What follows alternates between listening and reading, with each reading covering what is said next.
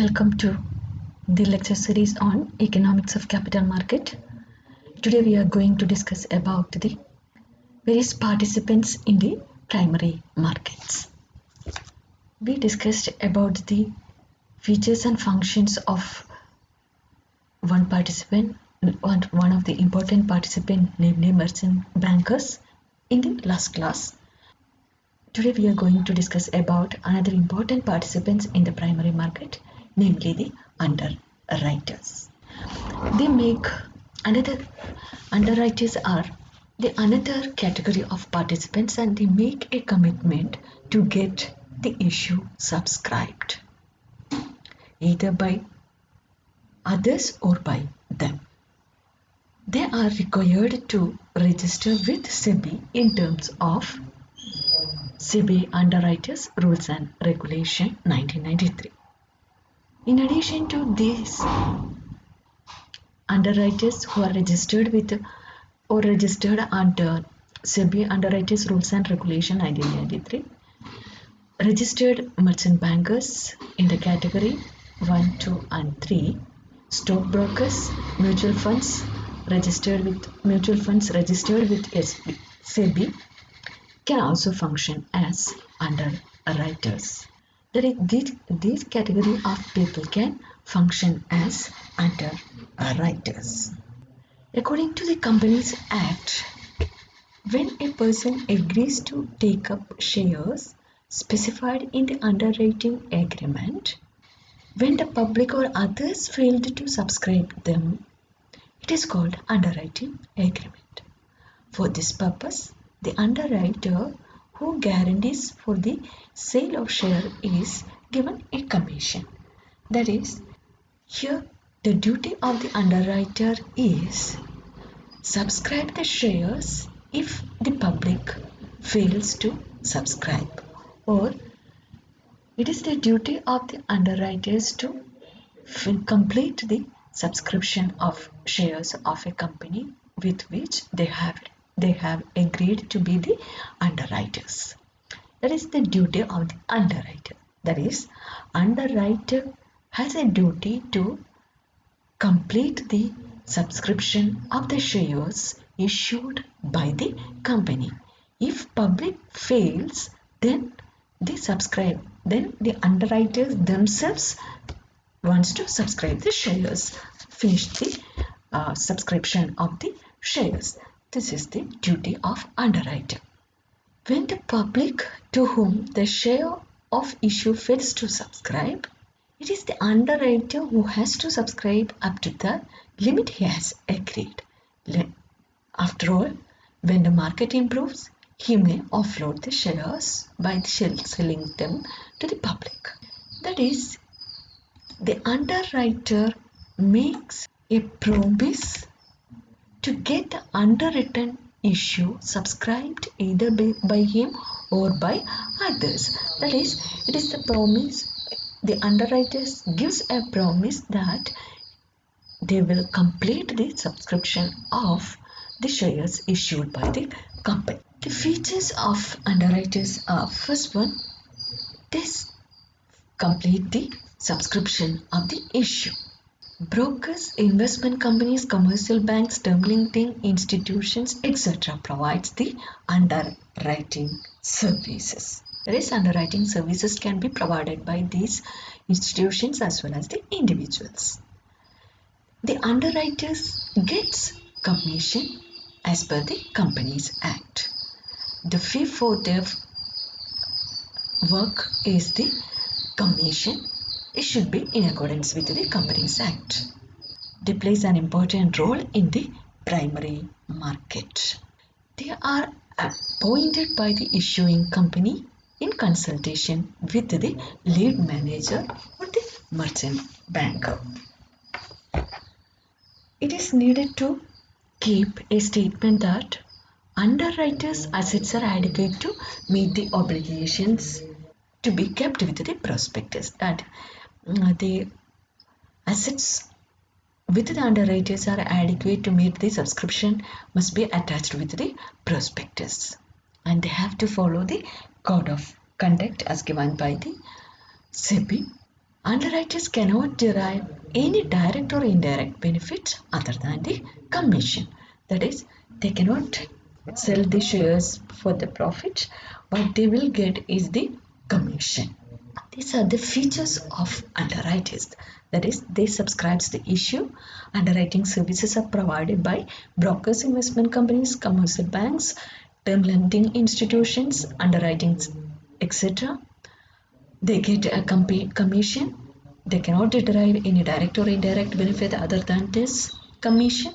They are appointed by the issuing company in consultation with lead agent or merchant banker, and a statement also to be attached with the prospect that the underwriters has enough capacity to meet the obligations of subscription of the shares. Now we'll discuss various types of underwriters. The first one is firm underwriting. Firm underwriting is different types of underwriters are firm underwriting, complete underwriting, partial underwriting, then syndicate underwriting, joint underwriting, and sub underwriting. These are the various types of underwriters. The first one is firm underwriting. Firm underwriting means it is an underwriting agreement when an underwriter agrees to buy a definite number of shares or debentures in addition to the shares or debentures he has already promised to subscribe under the underwriting agreement. In firm underwriting, the underwriters are liable to take up the agreed number of shares or debentures even if the issue is oversubscribed. That is, firm underwriting means it is an underwriting agreement where an underwriter agrees to buy a definite number of shares of debentures and shares in addition to the shares or debentures he has already promised to subscribe under the underwriting. That is, there should be or there will be an additional obligation from the part of the underwriters that he will subscribe a definite number of shares in addition to the mandatory one. That is the firm underwriting that he has to do even if there is oversubscription. Second one is complete underwriting. Complete underwriting means when the whole issue of shares or debentures of a company is underwritten, it is called complete underwriting. That is, the whole issue of shares and debentures will be underwritten. In such case, the whole issue is underwritten either by individual or institution agreeing to take up the entire risk, or by a number of firms or institution.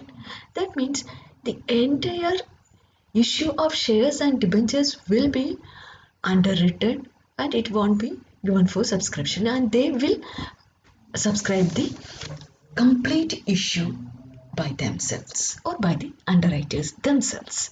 This is known as complete underwriting. Third one is partial underwriting.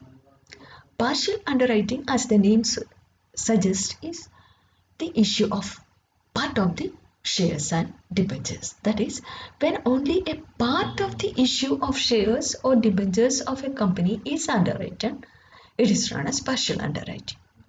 In such a case, the part of issue is underwritten either by individual or institution or by a number of firms or institutions. Another type is syndicate underwriting. When the issue is very big and it is impossible to be underwritten by a single underwriter, syndicate underwriting comes. That is, the condition is when the issue is very big and the underwriters cannot subscribe by himself, this syndicate underwritings for or this form of underwritings are opted by the company. In syndicate underwriting, few underwriting firms form a syndicate. That is, they forms together and create a syndicate and jointly undertake to underwrite the issue. The amount to be underwritten and the ratio is determined in advance among the firm. That is, this is a form of subscription if the issue is very high and the underwriters are not in a position to subscribe it, then a group of underwriting firms form a syndicate and they subscribe the issue. This is simply the syndicate underwriting. Next one is joint underwriting. In joint underwriting, when the issue is too large, the issuer company itself appoint more than one underwriters to reduce the burden from a single underwriter. Each syndicate underwriting, each underwriter underwrites for specified amount and in specified ratio. Here, the difference between syndicate underwriting and joint undertaking is that here it is a group of, or in syndicate underwriting, there are a group of firm who undertakes the underwriting duties, whereas here in joint underwriting, the company appoints an authority to subscribe issue of shares and debentures. It is also in the case when the issue is too large and issue, then the issuer company himself appoint one underwriter to reduce the burden on others. This is the joint underwriting. The difference is that this is group of underwriters, that is, it is formed by the underwriters themselves. Here it is formed by the issuing company. Another one is sub underwriting. This arises if an underwriter has promised to underwrite an issue and later on he feels that it is beyond his individual capacity, then he may appoint a sub underwriter to safeguard himself. That is, these sub underwriters are also appointed by the underwriters himself if he faces any problem of subscription.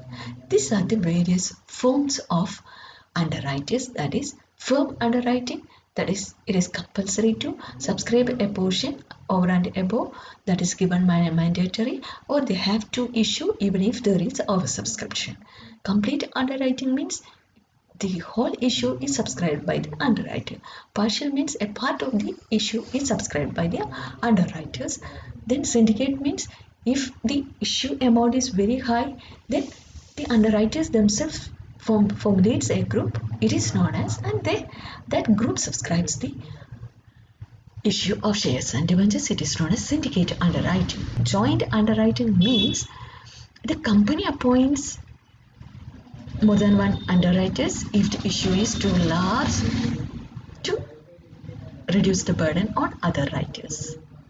Sub underwriting means it is appointed by the underwriter if an underwriter faces any problem with respect to the subscription of shares and debentures. The merits of underwriting are: first one, underwriting ensures the success of proposed issue of shares.